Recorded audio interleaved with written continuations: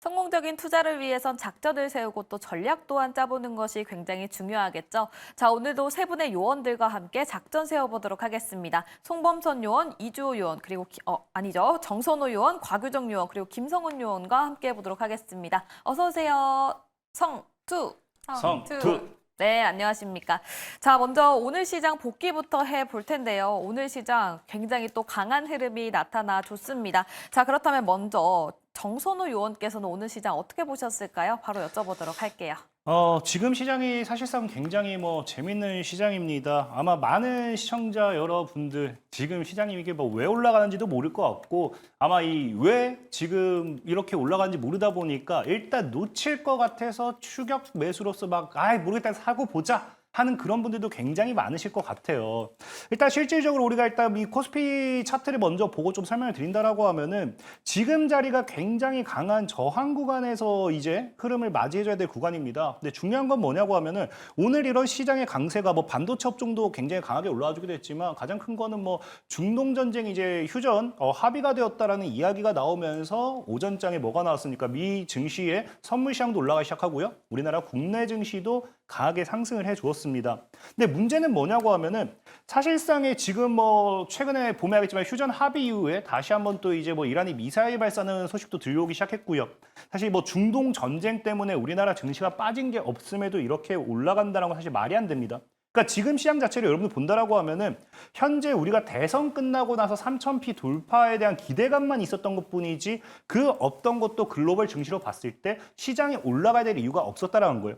그러니까 지금 마치 흐름이 어떤 흐름이냐고 하면은 과거에도 코로나가 끝나고 잠시 반등이 나왔을 때 이때도 많은 이제 애널리스트 전문가들이 얘기했던 게 뭐였냐고 하면은 시장에 강한 이슈라든지 이런 것들이 사실상 부재인 상황이기 때문에 이런 다이렉트 V자 반등이 아닌 이 조정이 나왔다가 W 정도의 반등으로서 나올 거다라고 했는데 이 당시에 뭐예요? 이 강한 상승을 만들었던 거는 이 포모 열풍에 의한 개인들의 동학개미 운동과 함께 강한 매수세가 들어왔던 거거든요.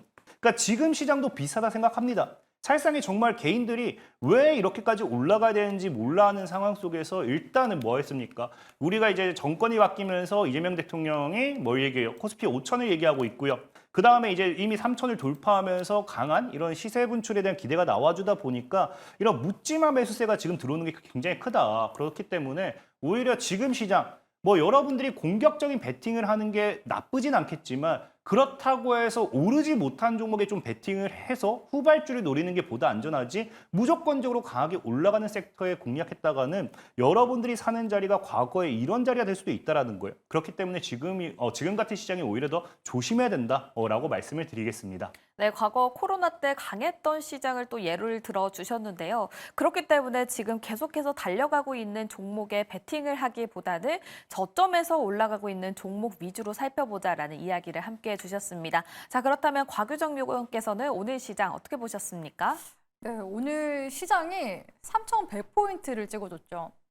저는 좋기도 하면서 한편으로는 굉장히 좀 불안한 마음이 들더라고요. 시장 지수단의 움직임 월봉 흐름을 봤을 때 이렇게까지 한 달 사이에 지수가 15% 이상 올라갔었던 적이 거진 전무후무하거든요. 그러니까 지금 월봉상 시장 지수가 15% 이상 올라갔다는 거는 개별적인 이런 대형주 가지고 있었던 분들은 적어도 수익을 20%에서 30% 이상 볼 수 있었던 그런 장세가 지금 펼쳐지고 있다는 겁니다. 특히 지난주부터 이제 이번 주 초반까지는 또 전쟁 관련 리스크도 부각이 되기도 했었는데요. 또 이런 트럼프 대통령이 완전한 이제 합의를 이뤘다라고 했지만 아직까지도 그 이란과 이스라엘은 대치 중에 있죠. 그런 이제 부분들이 시장을 좀 흔들면서 조정을 주지 않을까 싶었는데 오히려 펌핑을 시켜버리는 그런 움직임이 나타나고 있어서 결국에는 지금 시장이 유동성으로 움직이는 그런 장세가 지금 펼쳐지고 있더라라고 말씀드릴 수 있을 것 같습니다. 그래서 지금 장세를 봤을 때 지금 올 연초부터 계속 수많은 전문가들이 이런 이야기 많이 했거든요. 국장 복귀는 지능순이다. 집 나간 줄 알았던 외국인 매수세가 진짜 5월 기점으로 해서 지금 너무나 강력하게 들어오고 있는 중입니다. 지금 세계 지수들 다 통틀어 봤을 때도 거진 지금 우리나라 시장 지수가 강력하게 지금 올라가고 있는 모습들이 돋보이는 그런 장세거든요. 그렇기 때문에 지금 증권가 쪽에서도 지금 너도 나도 할 거 없이 지금 목표 지수를 지금 코스피 한 3,300포인트, 더 나아가서는 지금 또 3,600포인트를 이야기하는 그런 곳들도 많아지고 있습니다. 거기에다가 지금 뭐 정부 정책적으로 봤을 때도 지금 여당 쪽에서 코스피 5천 특위를 또 출범을 하기도 했었죠. 아직도 상법 개정안 관련된 그런 또 이슈들도 산적해 있는 그런 상황이기 때문에 지금 일단 시장의 분위기 자체는 굉장히 좀 우호적이긴 하나 이런 흐름들이 약간 좀 비정상적으로 가고 있는 만큼 어느 정도 좀 경각심은 갖고서 시장 흐름 바라봐야 되지 않나라는 생각도 해보게 되는 그런 시장이지 않았나라고 생각하고 있습니다. 네, 알겠습니다. 굉장히 우호적인 시장 상황이기는 하나 너무 또 단기간에 계속 급등 상승을 이뤄냈기 때문에 이 부분에 대해서는 다소 조심할 필요성이 있다라는 이야기를 함께 해주셨고요. 그렇다면 김성훈 의원께서는 오늘 시장 어떻게 분석하셨습니까? 네, 오늘은 이 한마디를 해주고 싶습니다. 글로벌 시장을 선도하고 있다. 아직까지도 뭐 계속 이어질 것이다. 일단 이란의 이 카타르 미국 기지 타격은 사실 미리 트럼프에게 언급을 했다는 것 자체가 일단 확전이 되기를 원하지 않는 이란의 모습들을 우리가 앞전에도 미리 봤다고 보시면 될 것 같은데 사실 호르무즈 해협의 봉쇄도 가능성이 적었을 뿐더러 이란의 경제 상황이 그렇게 좋지 않았다는 점이 이런 이 전쟁에 대한 리스크, 지정학적 리스크가 사실 우리가 과거에도 봤듯이 통계적으로 어느 정도의 흐름이 지나면은 항상 지수는 올라갔거든요. 그래서 그런 부분들을 우리가 생각한다면은 어느 정도의 이 저점의 매수의 기회가 사실 지정학적 리스크가 계속 나왔을 때 이어지지 않겠느냐 그렇게 미리 일단 우리가 예측을 했던 부분이고요. 그리고 연준 같은 경우에 이제 미셸 보우만이 7월에 금리 인하를 새롭게 언급했다는 점이 시장의 트리거로 작용을 했다는 점, 그리고 최근 들어서 미국 국채 금리죠, 금리 하락, 달러 인덱스 하락 이런 것들이 오늘 이 반등을 이제 주도했던 삼성전자, 소외주들에 대한 반등, 2차 전지의 상승, 일단 의미 있는 반등으로 저는 오늘도 생각을 하는 상황이고, 그리고 마지막으로 이 넥스트레이드 시장이 이미 5조에서 9조까지 커지는 흐름으로 봤을 때 어제 이 개인들의 매수세가 1조 4천억 원 이상 들어왔잖아요. 오늘 같은 경우는 외국인들 주도를 했지만은 시장에 주도했던 이 개인들이 외국인들 미국 쪽의 시장에서 이제 우리가 서해감이라고 불렀던 개인들까지 동참해줬던 시장이 어제 오늘 이어서 지속이 될 수 있는 상황에서는 지금 지수에는 사실 그렇게 크게 의미를 갖지 말자. 뭐 섹터별로 지금 돌아가면서 순환매를 가속화되는 차원에서 본다면은 지수에 대해서 3,100이 문제는 아니다라고 저는 생각을 하고 있는 상황입니다. 네, 알겠습니다. 지수 플레이도 굉장히 중요하고 지수가 올라가는 것도 상당히 중요하겠지만 그래도 섹터별로 어떤 섹터가 강하게 치고 올라가고 있는지 그 부분을 포착하는 게 상당히 중요하다라는 코멘트 함께 해봤습니다. 자, 그렇다면 먼저 수급이 어떤 종목으로 흐르고 있는지 확인을 해봐야 되겠죠. 수급본부 첫 번째 종목 확인해 보도록 하겠습니다. 네, 수급본부의 첫 번째 종목은 바로 삼성전자입니다. 앞서 김성훈 의원께서도 말씀을 해주셨다시피 그동안 소외됐던 종목들도 상승하는 흐름을 보였었던 오늘 하루였는데요. 그중에서 삼성전자도 외국인과 기관의 수급이 눈에 띄게 들어오는 모습을 보여줬습니다. 그렇기 때문에 이제는 또 삼성전자를 크게 담아봐야 되나라고 생각하시는 분들도 상당히 많을 것 같은데요. 자, 그렇다면 일단 삼성전자에 대해서 세 분께서는 한 줄평 어떻게 주셨을까요? 먼저 정선우 의원 께서는 한 줄평 어떻게 주셨을지 들어보도록 하겠습니다. 삼성전자는 굉장히 쉬운 종목입니다. 그렇기 때문에 역사는 반복된다. 이 정도만 알고 계시면 될 것 같습니다. 네, 알겠습니다. 자, 그렇다면 곽유정 의원께서는 어떻게 주셨을까요? 네, 저는 본격적으로 달리기 전 도움닫기 중이다. 라고서 표현해 보도록 하겠습니다. 네, 상당히 긍정적인 이야기 나와줬습니다. 자, 그렇다면 김성훈 의원께서는 한 줄평 어떻게 주셨을까요? 네, 저는 더 이상 소외주로 부르지 마 이렇게 말씀드리고 싶습니다. 네, 알겠습니다. 맞습니다. 삼성전자가 지금 다시 또 이제 막 올라가는 게 아닌가 그 기대감도 상당히 커지고 있는 상황인데요. 그렇다면 어떤 기대감이 커지고 있는 건지 그리고 주가 흐름은 앞으로 어떤 횡보 그리고 어떻게 올라가 줄 수 있을지 이 부분 짚어보도록 하겠습니다. 자, 먼저 정선우 요원께서 역사는 반복된다라고 이야기를 해주셨는데 과거에 좀 짚어볼 만한 사례가 따로 있을까요? 일단 삼성전자의 지금 뭐 사례를 우리가 뭐 이야기를 할 건 아닙니다. 삼성전자 같은 경우는요, 여러분들도 많이 이거를 매수해 보셨기 때문에 아실 거예요. 삼성전자는 예전부터 기대감이 굉장히 많아도 오히려 빠지기도 하고요. 기대감이 없어도 오르기도 하는 게 삼성전자였습니다. 실질적으로 최대 실적을 매년 기록을 하던 때에도 오히려 증시의 낙폭과 함께 시장 속에서 같이 하락했던 게 삼성전자고요. 오히려 실적이 나빠졌음에도 최악의 실적, 보리고개는 끝났다라고 하면서 반등을 또 잡았던 게 삼성전자예요. 하지만 제가 이 삼성전자 같은 경우는 지금 이제 굉장히 간단한 건 뭐냐고 하면은 지금 일단 후회하지 말고 주워 담으셔야 돼요. 후회하지 말고 주워 담아야 된다는 게 뭐냐? 이 역사를 반복된다는 게 제가 일단은 뭐 뒤에 뭐 다른 이 전문가분들께서 또 설명도 해줄 거기 때문에 이런 기업적인 부분보다는 차트적인 부분을 좀 설명해 드릴 건데 삼성전자의 역사를 여러분들이 뜯어본다라고 하면은 굉장히 간단해요. 이 종목 같은 경우는요. 고점 대비해서 최대 낙폭이 45%를 넘어간 적이 없습니다. 그래서 실질적으로 여러분들 보면 알겠지만 늘 언제가 매수 타이밍이었냐? 고점에서 한 40% 정도 밀리면은 그러면은 다시 반등이 나와요. 그리고 또 고점에서 한 40% 정도 밀렸다? 30-40%? 그럼 또 반등이 나옵니다. 그리고 또 고점에서 밀렸다라고 하면 한 30% 넘어간다, 30% 넘어간다 또 반등이 나오고 이 당시에도 제가 예전부터 계속 매수를 해야 된다라고 했었던 부분이 지금 고점 대비해서 한 40% 정도거든요. 그리고 또 최근에도 고점 대비해가지고 몇 퍼센트? 한 42% 정도입니다. 그렇기 때문에 지금 우리가 삼성전자가 지금까지 주가의 역사를 본다라고 하면은 최대 고점 대비 낙폭은 마이너스 45%였어요. 그럼 마이너스 40% 넘어가는 이 시점은 저가 매수의 기회가 많다라는 거고 특히나 지금은 현재 여러분들이 저가 매수를 한다라고 하면 또 이 나올 일정이 뭐 갤럭시 언팩 같은 경우도 이제 일정이 우리가 잡혀져 있습니다. 그럼 여기서 삼성전자가 어떤 발표를 하냐에 따라서 또 그 기대감으로 또 주가 펌핑도 되기도 해요. 그리고 그게 아니라 하더라도 이제 우리 여러분들이 뭐 좋아하는 HBM 관련되어 있는 모멘텀도 하반기에 또 뭐가 됩니까? 여기에 대한 부분 본격적으로 생산에 돌입한다라고 하면서 또 이슈가 되기도 합니다. 그렇기 때문에 지금 삼성전자는 여러분들이 기억하셔야 될 게 역사적으로 딱 그냥 하나만 기억하면 돼요. 마이너스 35%가 넘어가기 시작한다? 그럼 마이너스 45%까지 잡아놓고 분할 매수를 했을 때 이 기업을 절대 손실 보고 나올 수 없는 종목이다라고 좀 말씀을 드리겠습니다. 네, 알겠습니다. 과거의 삼성전자 주가 흐름을 확인을 해봤을 때 지금 시점에서 후회하지 말고 접근해보자라는 전략을 제시해 주셨는데요.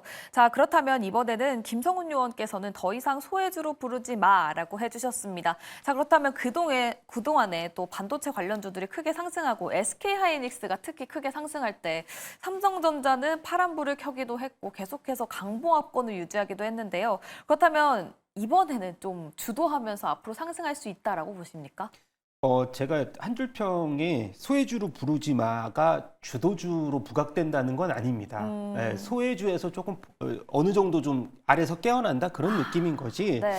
일단 문제가 굉장히 크죠. 아직은 그 창신 메모리 쪽에서는 DDR4를 감산하면서 DDR5로 한 단계 레벨업을 하겠다. 삼성전자로서는 디램 가격이 상승했다는 요인은 있지만 이것이 사실 창신 메모리가 일정 부분 역할을 해준 거고 삼성전자는 지금 하이엔드급에서 HBM4로 넘어가는 그런 흐름에 있어서는 굉장히 뒤처져서 위에서는 쫓아오고 아래에서는 굉장히 좀 뒤처지는 그런 모습들을 보여줬고 또 하나가 트럼프 정부가 이번에 미국산 반도체 중국 장비 이제 법안을 규제할 계획이라는 보도임에도 불구하고 지금 SK하이닉스가 먼저 치고 올라갔다는 점. 일단 삼성전자도 시안이라든가 그다음에 패키징 쪽에서는 수조에 이제 공장은 있지만 그것이 사실 리스크가 그렇게 크지 않다는 점을 주가 이미 확인했습니다. 하이엔드급이 아니라는 점이 어느 정도는 이제 주가에 좀 하단에 반영을 했다는 점. 하지만은 저는 한 가지 걸리는 게 2분기 영업이익이 지금 컨센서스가 6조에서 6조 2천억 정도 나오는데 일정 부분 하회를 한다면은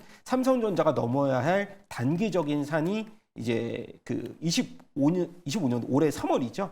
62,100원을 고점으로 해서 박스권을 지금 계속해서 구가를 하고 있는데 그 능선을 한번 넘지 못하고 2분기 실적도 일부 하회를 한다면은 박스권에 장기간 또 갇힐 확률이 있기 때문에 저는 이번 이 어느 정도 유동성을 계기로 해서 박스권을 빠르게 돌파해서 일정 부분 매물을 소화하고 일단 유동성으로 올라가는 점을 하나 찝어봐야 된다고 보고 있고요. 네. 그리고 뭐 추가적으로 말씀드린다면 이제 AMD와의 이 12단 HBM3 12단의 이 파트너십 체결 공식화를 했다는 점은 그래도 긍정적이지만 일단 HBM4가 아직까지 점유율 70%를 갖고 있는 엔비디아에 낙점이 되지 못한다는 점이 삼성전자의 주가 흐름에서 일단 7만 전자로 가기 위한 한 단계 도약은 뭐 실패로 될 가능성들은 단기간에 있을 수 있다. 그리고 마지막으로 시가총액 구성비에 있어서 코스피에서 지금 12.9%를 차지하고 있거든요. 오히려 SK하이닉스가 지금 7%대를 넘어서고 있는 시점. 개인적으로 본다면 중장기적으로는 오히려 이 시가총액 상위에서 SK에 역전될 가능성도 있기 때문에 그 점을 좀 우리가 유의해서 본다면 두 종목 다 매력적이긴 하나 네. SK하이닉스의 이 매력도가 워낙에 높기 때문에 우리가 중장기적으로 봤을 때는 시가총액 역전 형상도 조심스럽게 저는 예측을 하는 바입니다. 네, 알겠습니다. 안 그래도 제가 SK하이닉스 그리고 삼성전자 중에서 신규 진입 관점에서 조금 더 매력도가 높은 종목은 어떤 종목일까요? 라고 질문을 드리려고 했는데 앞서 말씀을 해주셨다시피 SK하이닉스를 이야기를 해주셨습니다. 중장기적인 관점에서는 SK하이닉스가 매력도가 상당히 높아 보인다라는 이야기를 해주셨고요. 삼성전자는 이제 막 주목을 받기는 시작을 했지만 주도주가 되기에는 아직 확인할 부분이 있다라는 코멘트를 함께 해주셨습니다. 2분기 실적이 어떻게 나와주는지 이 부분이 상당히 중요할 것으로 예상이 되고 있으니까요. 참고해 보시면 좋을 것 같고요. 자, 그렇다면 곽유정 요원께서는 도움닫기 중이다라고 이야기를 해주셨는데 조금 더 자세하게 들어보도록 하겠습니다. 네, 일단은 이 높이뛰기를 하려면 열심히 이제 달린 다음에 도움닫기를 하면 점프가 강하게 나오잖아요. 그렇죠. 그런 것처럼 2020년도 장세 때 삼성전자를 생각해 보면 삼성전자가 3개월 만에 주가 펌핑이 굉장히 강력하게 나왔었던 그런 이제 과거 흐름들이 있었거든요. 그렇기 때문에 지금 뭐 지난해까지만 하더라도 삼성전자가 SK하이닉스에 좀 밀렸다 하더라도 사실 결국에는 싸움이 지금 어떻게 가냐면 HBM4로 지금 싸움 구도가 지금 잡혀 나가고 있는 상황이거든요. 거기에서부터는 사실 기술적인 격차가 그렇게 크진 않고요. 대신에 단수 싸움이 될 것으로 지금 시장에서 많이 전망을 하고 있는 그런 상황이라고 볼 수가 있습니다. 지금 수많은 외국계 증권사 쪽에서도 이야기를 하는 게 JP모건 쪽에서도 이런 이야기를 하고 있거든요. 과연 삼성전자 없이 코스피의 모멘텀이 지속될 수 있겠느냐라는 이야기를 했습니다. 그런데 지금 코스피에 들어오고 있는 외국인 자금의 흐름을 보면 지금 삼성전자에 들어오는 수급과 상당히 좀 유사하게 외국인 자금이 들어오기 시작한 모습들 관측이 되고 있거든요.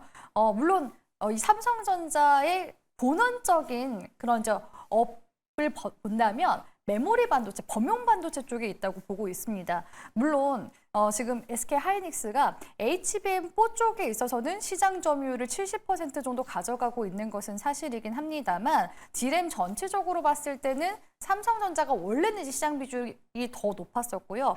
SK하이닉스가 HBM 때문에 지금 최근에 삼성전자의 그런 이제 시장 점유율을 한 2~3% 정도 좀 앞서가고 있는 그런 상황이긴 하거든요. 근데 그럼에도 불구하고 좀 긍정적이라고 볼 수 있는 거는 삼성전자가 이제 DM 설계 관련해서 굉장히 좀 난제로 평가됐었던 그런 이제 설계 부문에 있어서의 문제를 최근에 해결했다라는 그런 관련 소식들이 나왔습니다. 그렇게 된다면은 수율을 또 60% 정도 끌어올릴 수가 있기 때문에 이 HBM을 쌓는 게 결국 D램으로 쌓는 거 아니겠습니까? 그럼 D램 쪽에 지금 수율이 훨씬 더 지금 삼성전자 쪽에서 많이 받쳐주게 될 가능성이 높다. 그런 부분들이 일단 좀 긍정적이지 않을까라고 보여지고요. 일단은 또 이번 주 목요일에 메모리 반도체 풍향계라고 볼 수 있는 마이크론의 이제 실적 발표를 통해서 그 범용 반도체 쪽에 업황 반등이 지금 어느 정도 지금 나오고 있는지 그런 부분들 실적으로 사실 좀 확인을 해보면서 우리가 삼성전자나 SK하이닉스 실적을 좀 가늠할 수 있는 가늠자 역할을 하지 않을까라고 보여지고요. 근데 실제로 사실 2분기 DDR4 평균 가격이 20% 넘게 상승하기도 했고 낸드 플래시 평균 가격 역시도 전 분기 대비해서 3%에서 많게는 8%까지 올라갔기 때문에 아마 실적에 대한 부분들은 굉장히 좀 긍정적으로 나오게 될 가능성이 높지 않을까라고 보여집니다. 거기다 지금 HBM 3E 같은 경우에는 아직 엔비디아의 퀄 테스트를 통과하진 못하긴 했지만은 지금 뭐 12단이나 8단 같은 경우에는 AMD 말씀하셨는데 브로드컴 쪽에도 지금 이제 공급을 하기 시작했거든요. 그러니까 삼성전자 쪽에서도 이번에 엔비디아 퀄 테스트 통과가 HBM3가 통과되지 못하면 그냥 바로 그냥 점프를 해서 HBM4에서 승부를 보겠다라고 해서 지금 이야기를 하고 있어서 업황의 반등에 대한 부분들을 일단 기본적으로 가져가고 이 HBM 관련된 모멘텀은 주가 펌핑 시 좀 더 긍정적인 요소로 볼 수 있는 그런 모멘텀 역할을 하게 될 가능성이 높기 때문에 계속해서 삼성전자의 흐름들 지켜봐야 된다라고 생각을 하고 있고요. 사실 삼성전자 관련해서는 많은 투자자분들이 삼성전자 5만 전자 되면은 사야겠다 하시는 분들 많으셨는데 막상 5만 원대까지 떨어졌을 때 삼성전자 망하는 거 아니야라고 비관론들 굉장히 많았었거든요. 그래서 지금 구간이 어떻게 보면은 삼성전자 관련해서 막차를 탈 수 있는 굉장히 좋은 시기가 아닌가라는 그런 생각을 하고 있습니다. 네, 알겠습니다. 삼성전자 막차를 탈 수 있는 시기로 봐도 좋을 것 같다라는 이야기까지 나와줬습니다. 자, 그렇다면 지금 댓글창에서 하이닉스 오른 거에 비해서는 한미반도체가 점점점이라는 댓글도 이어지고 있는데요. 우리 세 분의 요원들을 잡아주시면 좋을 것 같아요. 지금 시점에서 SK 하이닉스 대형주들도 상당히 크게 올라가고 있는 시장이지 않습니까? 그렇기 때문에 다른 분들은 막상 SK 하이닉스에 들어가기는 너무 무섭고 거기에 낙수 효과로 받을 수 있는 다른 종목들이 어떤 종목이 있을까 생각하시는 분들도 상당히 많을 것 같은데요. 그렇다면 지금 시점에서 대형주 SK 하이닉스로 가는 것이 좋을 것인지 아니면 좀 한미반도체나 또 다른 종목들, 반도체 관련주들로 가보는 게 좋을 것인지 이 부분이 상당히 궁금하시지 않을까라는 생각이 듭니다. 혹시 이 부분에 대해서 말씀해 주실 분 한 분 계실까요?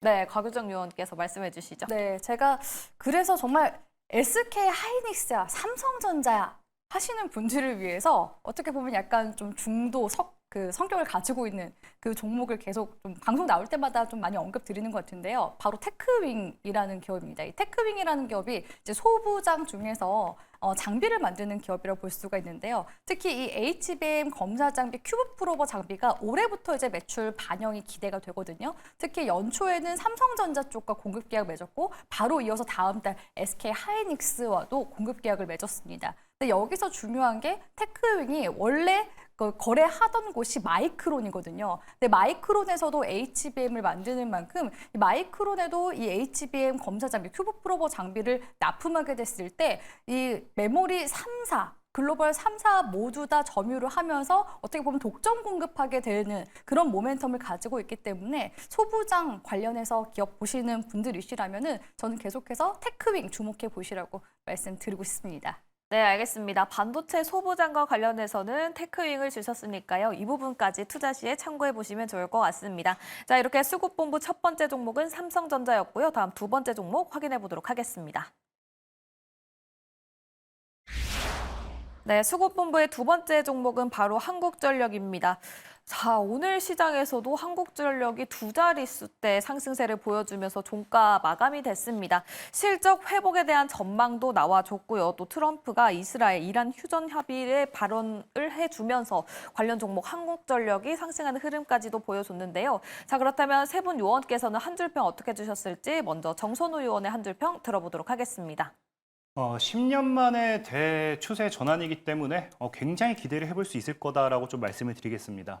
네, 10년 만에 대전환이라고 이야기해 주셨고요. 다음 곽유정 요원께서는 한 줄평 어떻게 주셨을까요? 네, 한국전력 외국인 순매수세가 사실 굉장히 좀 오랜 기간 동안 이루어졌었거든요. 그래서 외국인의 전력 투구 이제야 빛을 발하는 순간 이렇게 정리해 보도록 하겠습니다. 네, 알겠습니다. 자, 다음 김성훈 요원께서는 한 줄평 어떻게 주셨을까요? 예, PBR 0.5배로 아직은 저평가 영역이다. 이렇게 말씀드리고 싶습니다. 네, 한국전력 여전히 저평가다라고 이야기해 주셨는데요. 조금 더 자세하게 들어보도록 하겠습니다. 일단 한국전력이 오늘 20% 올랐다는 사실에 굉장히 놀랐습니다. 개인적으로 관심이 없었고 투자자 여러분들도 한국전력을 20% 올랐다고 해서 이것이 추세 상승이냐 관심을 많이 가지셨던 분들이 이게 더 올라가도 없을 건데 저는 이렇게 생각해요. 지금 전기료 인상 동결했잖아요. 7차례나 벌써 올렸었거든요.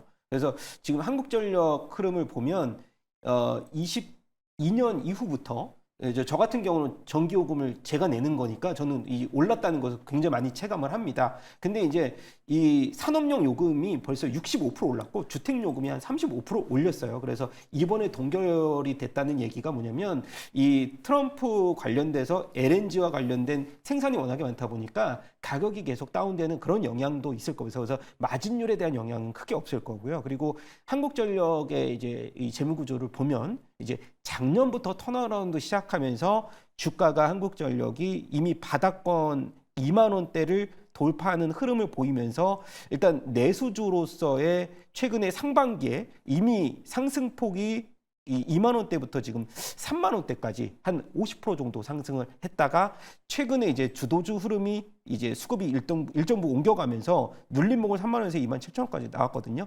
그러면서 오늘 강력하게 상승세를 보였던 흐름은 사실 한국전력이 일종의 이 PBR에 대해서도 굉장히 많이 좀 어느 정도 저평가됐다는 흐름들, 그리고 배당률도 아마 이번에 흑자 전환하면서 200원대에서 지금 1,500원대로 배당을 올린다는 소식. 그래서 저는 외국인들이 사실 이 주주환원의 흐름에서 본다면 한국전력도 사실 뭐 한정기술이라든가 이런 회사들을 다 이제 모회사격인 흐름으로서 본다면, 주주격으로 본다면은 굉장히 많은 관심을 보여줬을 타이밍에서 한국전력이 오늘 이렇게 급등세를 보여줬나, 저는 그렇게 생각되고, 이 급등세 여력에도 저는 선행 PBR을 봤더니 뭐 5배 수준, 그리고 아까 말씀드렸던 PBR도 0.5배 수준에서 추가적인 상승 여력도도 굉장히 많이 있는 반면에 실적에 대한 모멘텀까지 갖췄기 때문에 아마 주가에 대한 상승 여력도는 굉장히 많이 이제 우리가 보여줄 수 있다. 대신에 아까 말씀드린 대로 저에 대한 관심폭이나 투자자들의 관심폭은 주가가 랠리가 추가적으로 있을 것 상황에서도 관심폭은 덜할 것이다. 그렇게 마무리를 짓고 싶습니다.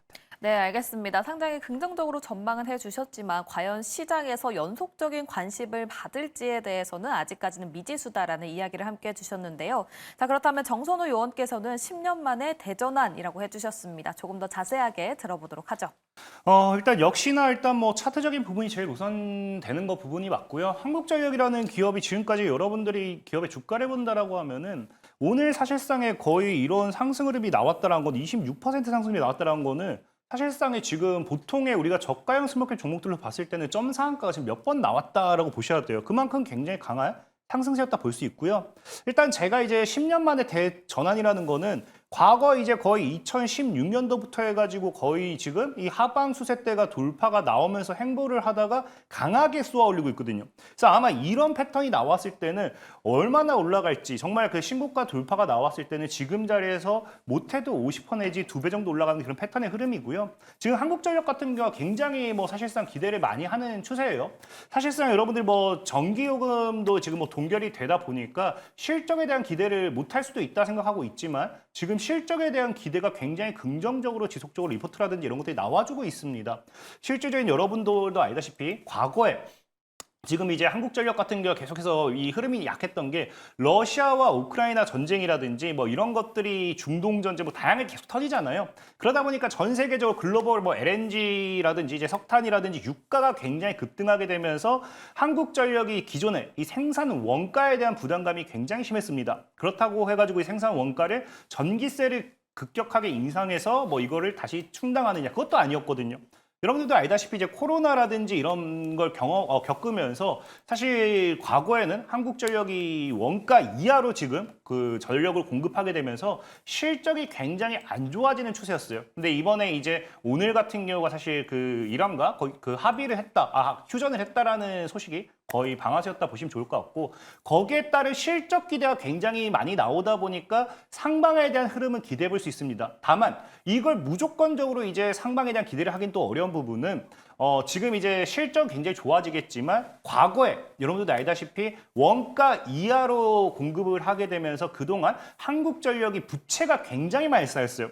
지금 205조 원 정도의 부채가 지금 쌓인 상태고요. 지금 실질적으로 이 실적이 계속해서 성장하겠지만 지금 정도 이 실적 개선은 사실상의 이자 갚다 보면 남는 게 없다라는 거예요. 그래서 앞으로 추가적인 실적 기대가 더 나와줘야지 한국전력의 상승 탄력으로 넘어갈 수 있는 부분을 여러분들이 조금은 이해하셔야 된다라고 좀 말씀을 드리면서 어찌됐든지 10년 만에 지금 돌파가 나왔기 때문에 굉장히 긍정적이다 말씀을 드리겠습니다. 네, 알겠습니다. 10년 만에 돌파하는 모습이 상당히 긍정적이다라고 이야기는 해주셨지만 여전히 실적에 대해서는 아직까지 확인이 필요하다는 점 참고해 보시면 좋을 것 같고요. 자, 다음 곽유정 의원께서는 전력 투구라고 이야기를 해주시면서 외국인 수급을 언급해 주셨는데요. 어떤 이슈가 있을까요?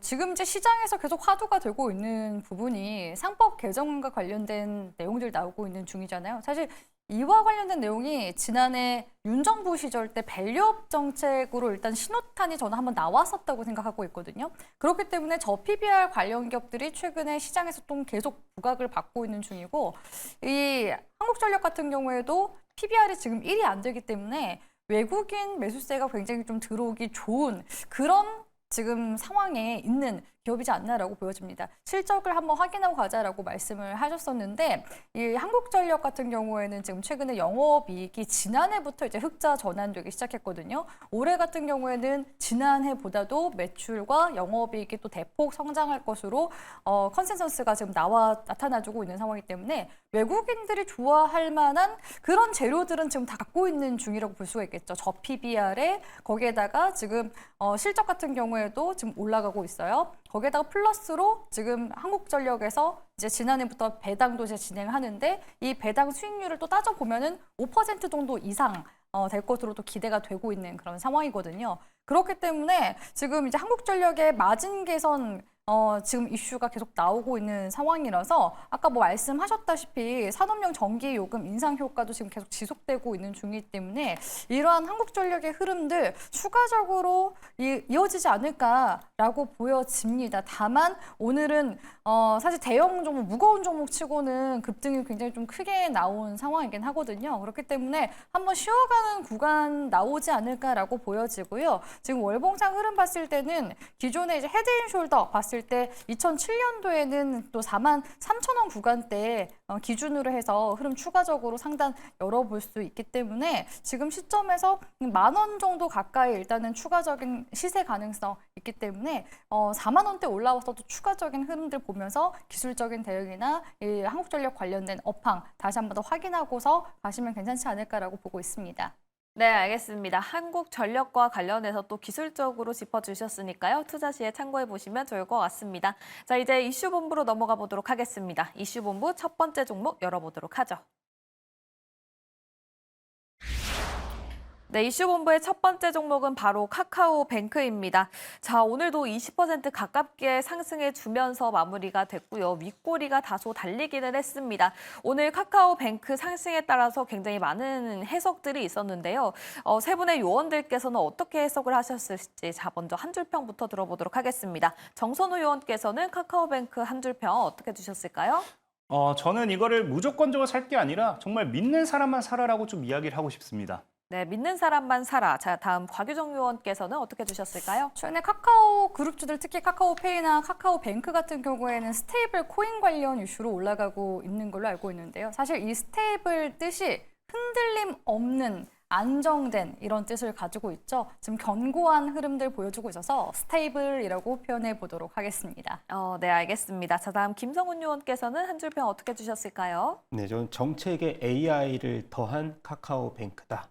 네, 좋은 뜻으로 말씀을 드렸습니다. 네, 정책에 AI를 더했다라고 이야기를 해주셨는데 자, 그렇다면 김성훈 의원님, 오늘 일각에서는 카카오페이가 정지됐기 때문에 카카오뱅크 쪽으로 수급이 또 쏠렸다 이런 얘기도 돌고 있는데 이 부분에 대해서는 어떻게 생각하십니까?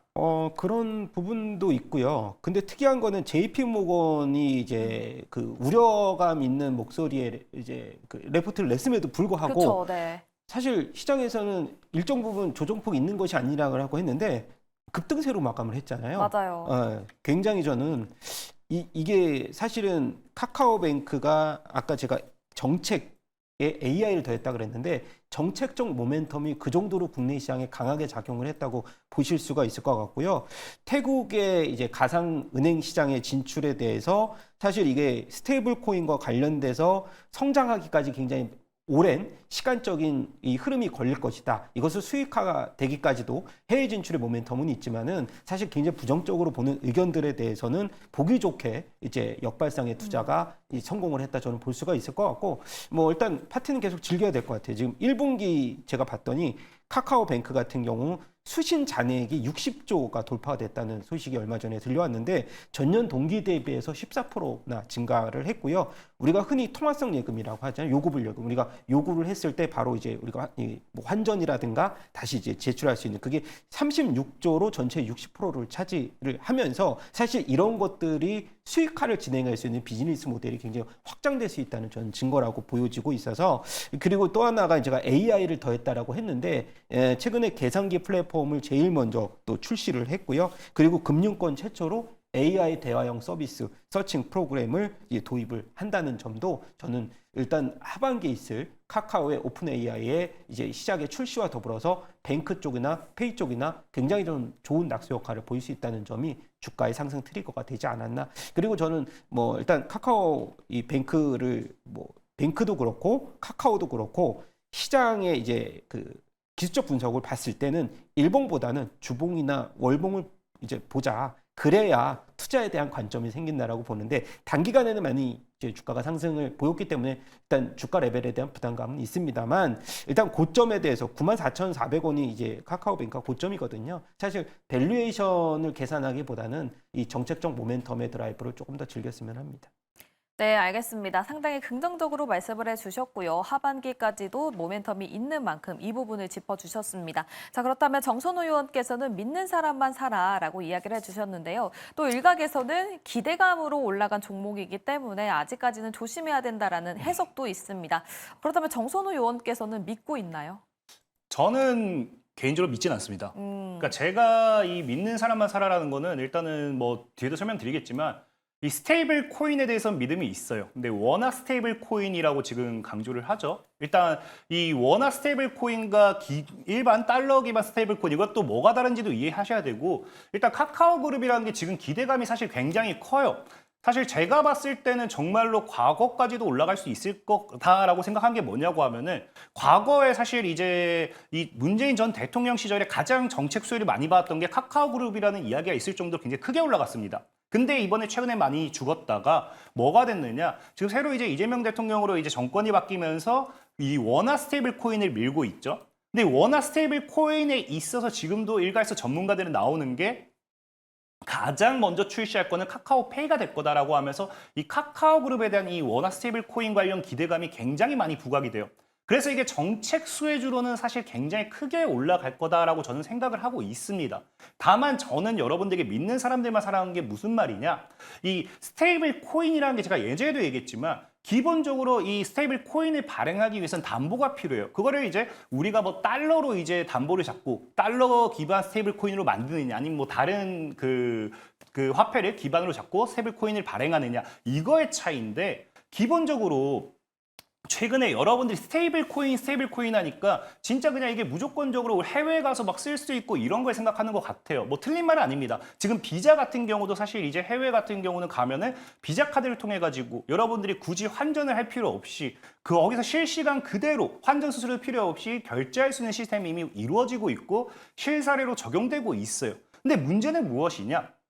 달러 같은 경우는 여러분들도 알다시피 안전자산으로 이제 거의 이제 확정된 상태죠.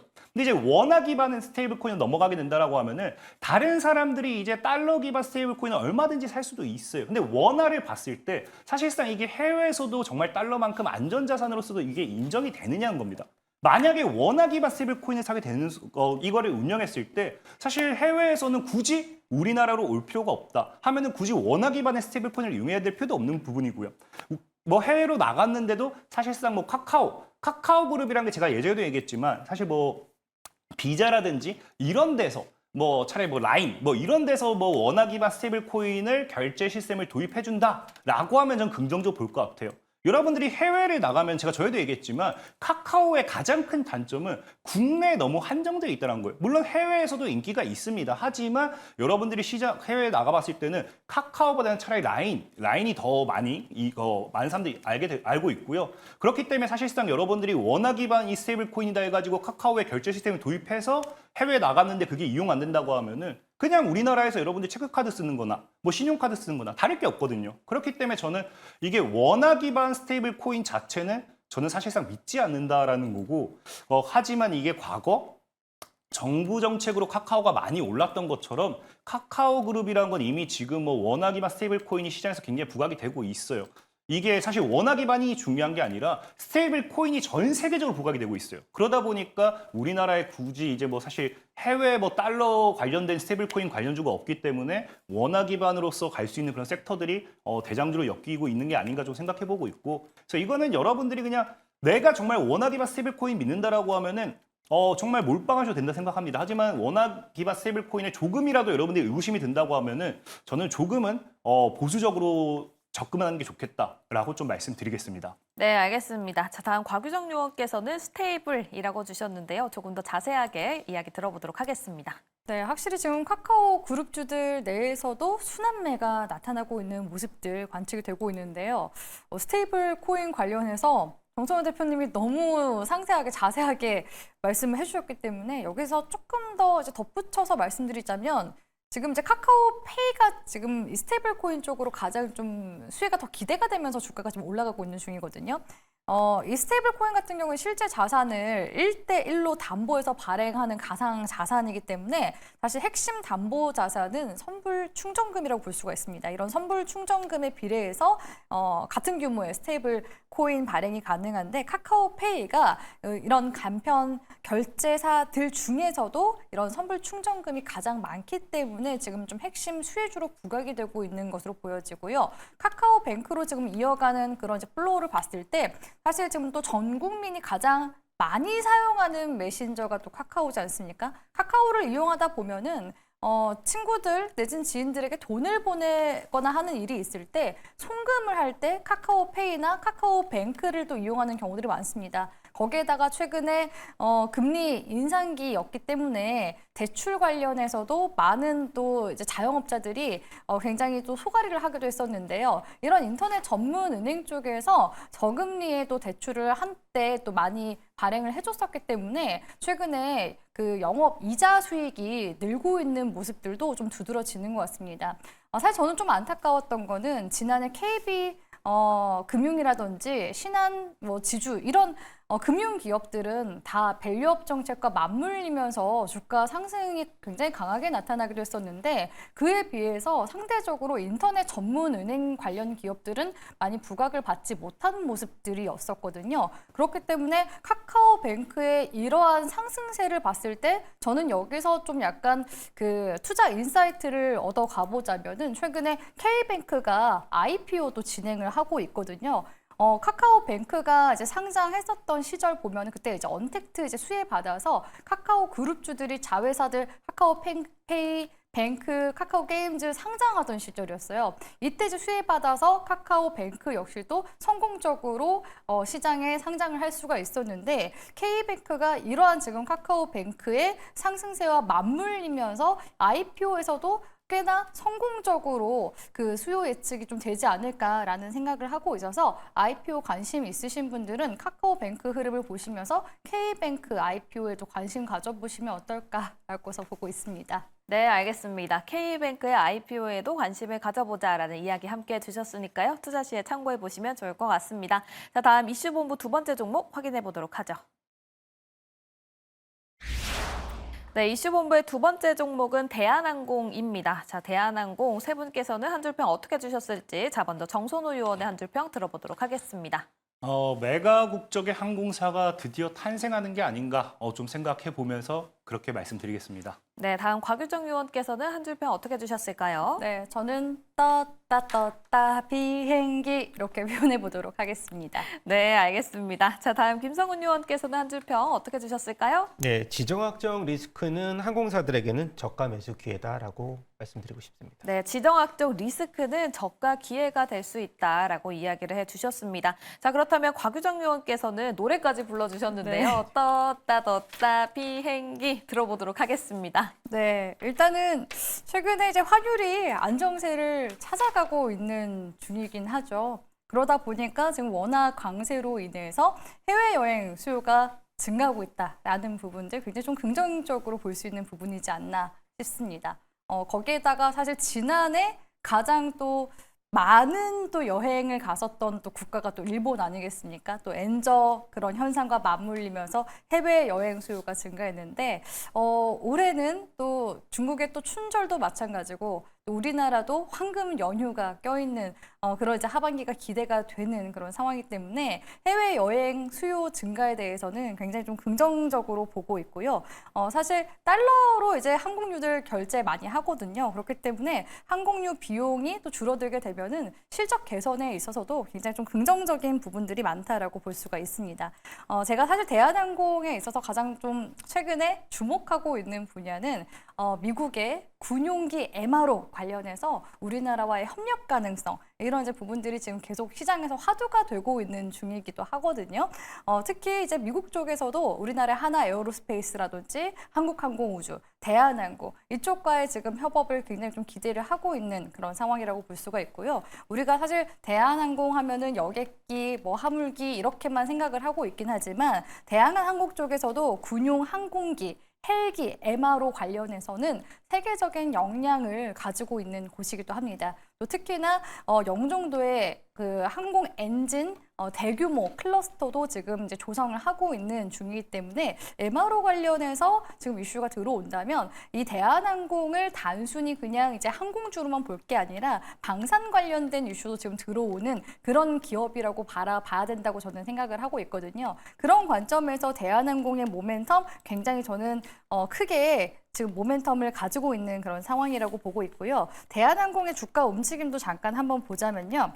대한항공 같은 경우에는 2021년도 3만 원대 이후로 지금 거의 한 지리하게 2년간 2만 원대 구간대 이어나가고 있습니다. 근데 2021년도 이제 주가 상승세 나온 것을 보면은 이때도 이제 시장이 이제 유동성이 들어오게 되면서 이때 잠시 동안 리오프닝에 대한 또 기대감 들어오기도 했었거든요. 그리고 대형 항공사 중에서도 이 대한항공이 화물 쪽에서의 매출이 또 잘 나고 한 그런 부분들이 있었기 때문에 이 당시 이제 3만 원을 기록을 했다면 지금 시점에서는 지금 또 많이 힘을 모아간 그런 상황이기 때문에 적어도 저는 3만 원대 이제 회복 구간대까지는 무난하게 일단 바라보고 있고요. 여기서 제가 말씀드린 이 군용기 MRO 관련된 이슈까지 들어와주게 된다면 정고점 돌파까지도 바라볼 수 있지 않을까라고서 긍정적인 전망 도와드리도록 하겠습니다. 네, 상당히 긍정적으로 또 말씀을 해주셨습니다. 자, 그렇다면 다른 분들께서는 대한항공 어떻게 주실지 굉장히 궁금한데요.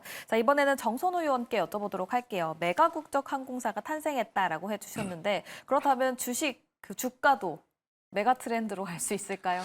사실상 정말로 더 상승할 수도 있습니다. 일단 이렇게 합병이 된다라고 하면은 지금 이제 단일 기준으로 봤을 때는 글로벌 10위권에 이제 들어가게 되겠죠. 그만큼 굉장히 전 세계적으로 봤을 때도 엄청나게 성장할 수밖에 없는 부분이다라고 보고 있고, 사실 지금 뭐 단기적인 이슈로 봤을 때는 또 최근에 이제 뭐 중동 전쟁에 대한 부분, 이게 사실 지금 오늘 같은 경우도 계속 속보가 나오면서 뭐 이스라엘과 뭐 이란에 뭐 또 실망했다 뭐 이런 얘기가 나오면서 어떻게 될지는 모르겠어요. 이게 지금 어찌됐든지 공식적으로 발표한 거는 휴전에 대한 부분, 이제 완전히 이제 이걸 발표함으로써 합의를 했기 때문에 유가도 떨어졌고요. 그런 부분이 뭐 당연하게 이런 이 항공사 관련되어 있는 기업들에게는 단기 실적 모멘텀이 될 수밖에 없으니 또 우상향할 수도 있습니다. 그리고 그게 아니라 하더라도 사실 제일 중요한 거는 이제는 어쩔 수 없는 것 같아요. 이게 뭐 나쁘다 하면 나쁜 거고요. 좋다 하면 좋은 건데, 이제 뭐 대한항공이 이제 이렇게 합병을 하게 되면은 현재 우리나라 같은 경우는 이제 국제선으로 봤을 때, 기준으로 봤을 때 점유율이 전체적 항공사에서 이제 한 60-70% 넘어가기 시작할 거예요. 그럼 사실상 이제 뭐 우리가 보통 이제 항공료라든지 이런 것들을 보다 비싸진다 하더라도 어쩔 수 없이 뭐 이용은 해야겠죠. 그러니까 이런 부분이 뭐 독점에 대한 우려도 사실은 생긴다고 볼 수 있습니다. 하지만 반대로 그만큼 이 기업에 대한 실적에 또 긍정적으로 작용할 수 있는 부분이기 때문에 앞으로 어떻게 될지는 정말로 이게 나중에 합병하고 나서 이거를 뭐 보다 많은 국민들에게 저렴하게 이용할 수 있게 해줄지, 아니면 정말 뭐 기업의 이익을 극대화하기 위해서 뭐 정말 그렇게 될지는 지켜봐야겠지만 어쨌든 이런 부분 글로벌적으로 있어서 세계 10위에 달하는 그런 대형 항공사가 되는 만큼 분명히 거기에 대한 기대감으로서도 외국인 수급이라든지 이런 것들이 꾸준히 들어올 수밖에 없지 않나 좀 말씀을 드리겠습니다. 네, 외국인 수급이 꾸준히 들어올 수 있는 그 모멘텀에 대해서 짚어주셨는데요. 자, 그렇다면 김성훈 요원께서도 지금 대한항공과 관련해서 굉장히 긍정적인 전망을 주셨습니다. 조금 더 자세하게 들어보도록 하죠. 네, 지정학적 리스크는 저가 이제 기회다. 뭐 단기간의 긍정적인 얘기고 장기적인 관점으로는 저는 뭐 트레이딩 관점으로만 보자라고 일단락 말씀드리고 싶고요.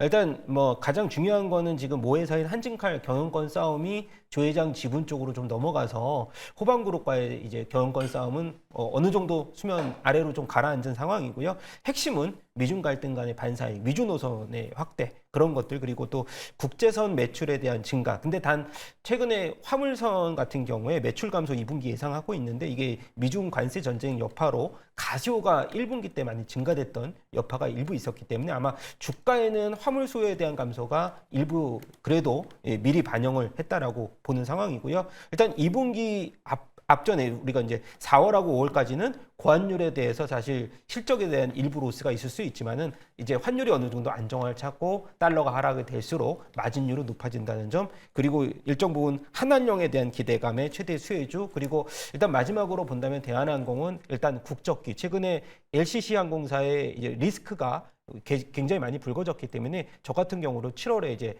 해외여행을 가는데 대한항공을 탑니다. 그래서 그러한 그 안정적인 영향에 따른 흐름에서 본다면 국적기에 대한 메리트는 계속 부각이 될 것이다. 근데 단 아까 말씀드렸듯이 차트 관점으로 본다면 대한항공 같은 경우는 지정학적 리스크가 일부 하락했을 때 단기적인 이제 반등이 나오고 나서 박스권의 흐름을 이제 탈출하지 못하는 상황에서 26,000원 돌파 시에 저는 매수 관점으로 보자라고 간단하게 말씀드리고 싶습니다. 네, 알겠습니다. 26,000원을 돌파했을 때 매수 관점을 제시해 주셨고요. 또 중장기적으로 보기보다는 단기적인 트레이딩 관점을 이야기해 주셨으니까요. 투자 시에 참고해 보시면 좋을 것 같습니다. 자, 그렇다면 내일장 전략과 함께 시초가 공략주 한 번에 들어보도록 하겠습니다. 자, 먼저 정선호 요원께서는 내일장 전략은 어떻게 짜셨고 또 시초가에 공략하는 종목 어떤 종목입니까? 일단은 제가 앞에도 말씀드렸지만 지금은 진짜 많은 분들이 포모 현상으로서 그냥 모르겠다 묻지마 투자하는 사람들이 굉장히 많아요. 그렇기 때문에 지금 시장의 불확실성은 늘 존재하고 있다는 걸 인식을 하셔야 됩니다. 그렇기 때문에 그 부분에 있어서 오히려 올라간 종목보다는 오르지 못한 종목에서 종목을 선정해 좋지 않나 생각해보고 있고요. 그런 관점에서 봤을 때 GCG놈이라는 종목을 오늘 좀 소개시켜 드리려고 해요. 일단 GCG놈 같은 경우는 유전자 관련되어 있는 부분에 있어서 어쨌든 제약바이오로 엮입니다. 근데 이런 제약바이오 관련되어 있는 섹터를 왜 봐야 되냐고 하면은 지금 이제 최근에 이제 연준에서도 7월부터는 금리 인하에 대한 부분이 굉장히 유력하다라고 이야기가 나오기 시작했어요. 올해 거의 사실상 두 번을 기정사실로 본다 하더라도 7월 달이 가장 베스트적인 부분이 맞다라고도 보고 있고요. 그렇기 때문에 금리 인하에 대한 부분이 나와준다라고 하면요. 제약바이오만큼 가장 크게 이슈, 수혜를 받을 만한 업종은 없다 생각하고 있고요. 그러면서 사실상 또 신규 상장주들이 또 기본적으로 시장이 좋을 때 단기 반등을 주는 경우가 많습니다. 그래서 GCG놈 같은 경우도 차트를 보면 알겠지만 최근에 신규 상장하고 나서 제대로 된 상승이 아닌 하락만 나타났어요. 그래서 하락이 나와주면서 지금 바닥이 사실상 다져진지 확인돼요. 그렇기 때문에 저는 빠지면서 시가래로 한 9,000원까지 열어두시고 사는 게 좋다 생각하고 있지만 어쨌든 지금 이 종목을 여러분들이 들어갔을 때는 15,000원 정도로 목표가로 보시고 현재 뭐 9,000원을 깬 적이 없기 때문에 한 9,500원 정도까지 분할 매수 하시면서 9,000원 이탈하면 그냥 과감하게 왜 시장은 불확실하기 때문에 하시면 될 것 같다라고 말씀을 드리겠습니다. 네, 알겠습니다. 시초가 공략주로는 GCG놈을 주셨고요. 목표가 15,000원, 그리고 손절 라인은 9,000원을 제시해 주셨습니다. 자, 다음은 곽유정 요원께서는 내일장을 어떻게 준비하고 계시고 또 시초가 공략주는 어떤지도 들어볼 텐데요. 그 전에 먼저 리뷰할 종목이 있다고 합니다. YG 플러스가 목표가에 도달을 하면서 또 최고가 기준으로 30% 넘는 부분을 수익률로 가져가고 계신데 이 부분 어떻게 AS 해볼까요? 네, 일단 YG 플러스 조금 더 흐름 보셔도 괜찮을 것 같습니다. 이번 이제 7월에 블랙핑크 이제 컴백 소식 지금 계속 들려오고 있는 중인데요. YG 플러스 쪽에서 음반 유통을 담당하고 있기 때문에 제가 봤을 때는 여기서 이제 10,000원대, 2021년도 전고점 구간대까지도 상향해 볼 수 있어서 흐름 한번 살펴보시길 바라겠고요. 일부 익절하시고 단기 대응하실 분들은 7,700원 구간대 이탈 여부 보시길 바라겠습니다. 네, 알겠습니다. 자, 그렇다면 내일장 전략은 어떻게 짜고 계십니까? 네, 일단 지금 시장에 리스크 온이 켜져 있는 상황입니다. 외국인 매수세가 지금 들어오고 있는 만큼 상승장, 강세장에서도 순환매가 나오기 마련이거든요. 그렇기 때문에 이 순환매 관점에 맞춰서 아직 좀 안 올라간 그러면서도 모멘텀이 있는 종목들 잘 찾아보시는 게 관건일 것 같은데요. 제가 오늘 가지고 온 기업은 JTC라는 일본 사후 면세점 운영 전문 기업 가지고 왔습니다. 최근에 일본에 방문하고 있는 중국인이 굉장히 많이 증가하고 있는 추세라고 하는데요. 그에 따라서 지금 실적 성장세가 기대가 되는 그런 상황이기도 하고요. 올해 방일 관광객 수만 하더라도 4천만 명이 지금 전망되고 있는 그런 상황이라고 볼 수가 있습니다. 실제로 이제 컨센서스 봤을 때 올해는 이제 지난해보다도 영업이익이 2배 정도 이상 증가될 것으로 기대가 되는데 내년 같은 경우에는 올해보다 3배 정도의 영업이익이 증가가 될 것으로 기대가 되거든요. 그런 관점에서 주가는 선반영된다라는 측면을 봤을 때 지금 시점 저는 매력 있다고 보고 있고요. 오늘 상승세가 나오긴 했지만 월봉 흐름으로 봤을 때는 지금 시점에서 6,000원 구간대에 들어서기 시작하면은 강세 흐름으로 이어질 수 있는 흐름들 이어나갈 수 있을 거라고 보고 있습니다. JTC의 목표 구간 같은 경우에는 일단은 현 구간에서 7,200원 구간대 일단은 1차적으로 잡아드리고요. 손절가 같은 경우에는 지금 시점에서 지금 목표가 손절가가 지금 잘못 나온 것 같은데요. 몽고에 잘못 쓰여져 있는데 차트 보면서 말씀드리도록 하겠습니다. 네. 목표 주가 같은 경우에는 6,500원으로 정정 도와드리도록 할 거고요. 손절가 같은 경우에는 5,100원 잡아드리도록 하겠습니다. 네, 알겠습니다. 곽유정 위원께서는 시초가 공략주로 JTC를 가지고 왔습니다. 목표가는 6,500원을 제시해 주셨고요. 또 손절 라인은 5,100원을 말씀해 주셨습니다. 자, 그렇다면 이번에는 김성훈 위원께서는 내일 시장 어떻게 준비하고 계시고 시초가 공략주로는 어떤 종목을 가지고 왔을지 지금 바로 들어보도록 하죠. 네, 일단 이 3,000포인트가 이제는 지지선이다라는 제목으로 갖고 왔는데 간략하게 말씀드리면 3,000포인트에 대한 단내리기 효과가 이제 진행되는 시점입니다. 그리고 미국 시장 오늘 스타트가 굉장히 좋게 출발한다는 점, 그리고 오늘 하락했던 방산, 원전, 일부 원전, 내일 다시 주도주로 부각한다면 주도주와 함께 그동안 소외주와 같이 일단 랠리를 파티를 좀 더 즐겨보자라는 좋은 의미로 좀 스타트도 내일 장 좋을 것이다라고 말씀드리고 싶고요.